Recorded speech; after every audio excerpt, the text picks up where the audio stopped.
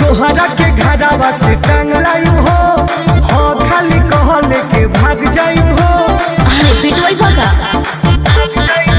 अरे तोहरा के घरवा से टंगलाइब हो अच्छा खाली कहल के भाग जाइब हो। तू ही बनल बारू बेरिया नवा हो।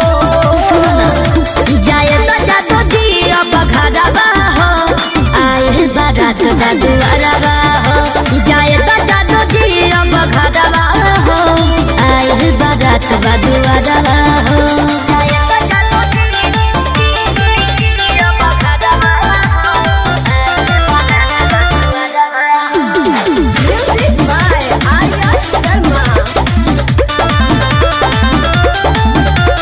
कबे से लेके सुतल बड़ा हो गइल रहत हो। आज भ प्यार कल बे तो तू बुझ दिल के बात हो। अच्छा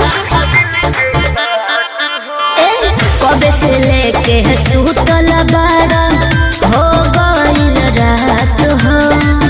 आज भ प्यार कल बे तो तू बुझ दिल के बात हो। खराब तोहरे ला भइल के रियावा हो। जाए तो जातो जी अब घरवा हो आइल बारात दुआरवा हो। जाए तो जातो जी अब घरवा हो आइल बारात दुआरवा हो।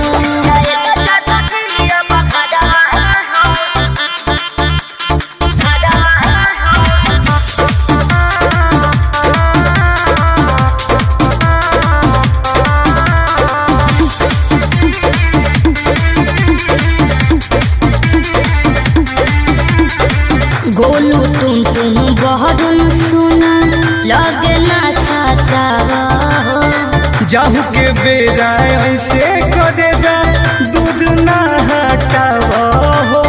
अरे समझत कहने को हो गोलू तुम बहरुन छोड़ लगे ना सतावा हो।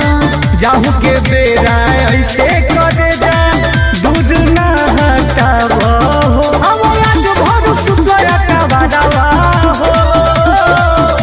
जाए तो जातो जी अब घरवा हो आए बारात दुआरवा हो। जाए तो जातो जी अब घरवा हो आए बारात दुआरवा हो।